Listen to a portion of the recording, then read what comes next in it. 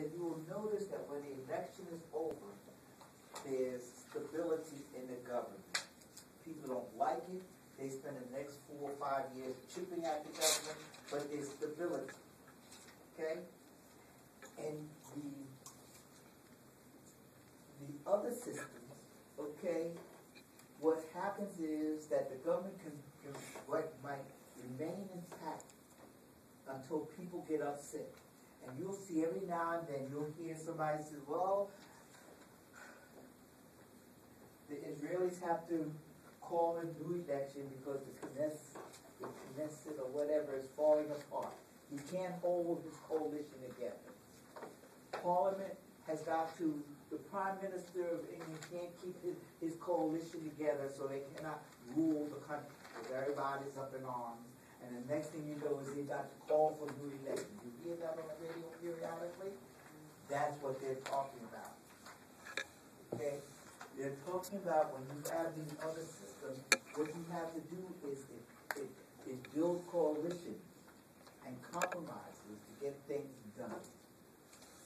Whereas we have our system, which I will say the only thing it means is that we know the elections are going to take place on an orderly fashion, whereas in other countries, they never know when they're going to have elections. Okay? Because once the Prime Minister decides that he can no longer run the government, he calls for new elections, or she calls for new elections. That's the deal. Okay? Now note also, okay, that we teach people, okay, we do what we call political socialization. Remember how we socialize people and everything? Well, we socialize them into politics also, okay? And political socialization teaches us basic norms and expectations about political life and attitudes toward involvement in politics, okay? Now, we talked about how the majority of people were kept from voting. And now what you see, that what we have tried to do over the years is to expand the votes of the people. First, black men get the right to vote. Then women get the right to vote. Then 18-year-olds get the right to vote. You notice that the political, what we're trying to do is expand this right to vote. And that's why you heard all of the clamor the last time about all of a sudden we want ID cards and we want this and that, because those are the things that some people saw as restricting the right to vote. Okay? Which is not what we consider to be the American way. What we talk about is expanding the right to vote. Okay? And here all of a sudden we're talking about restriction.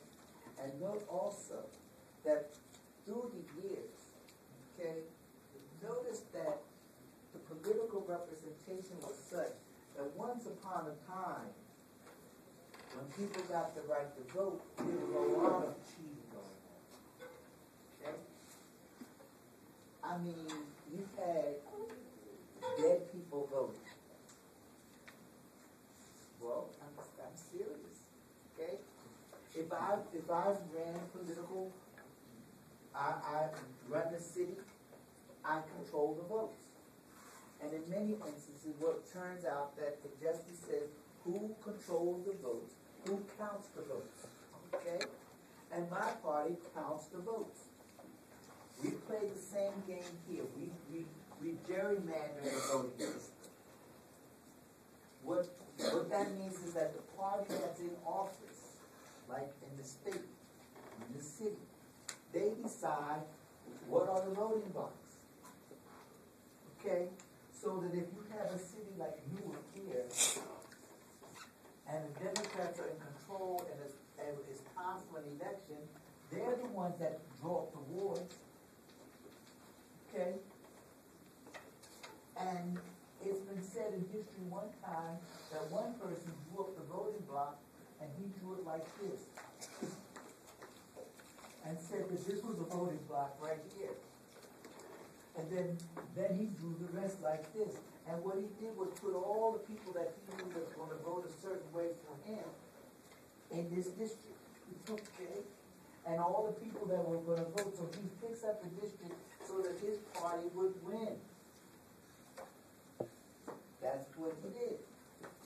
And what happens is that you will see that every time we go through this redistricting, you will note that the parties you will see, like they talk about safe seats and unsafe seats. That they talk about.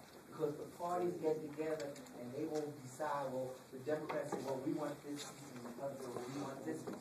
And then they decide that we don't like these people, and they gerrymander, and then they end up going to court, arguing that the districts aren't drawn properly. Okay?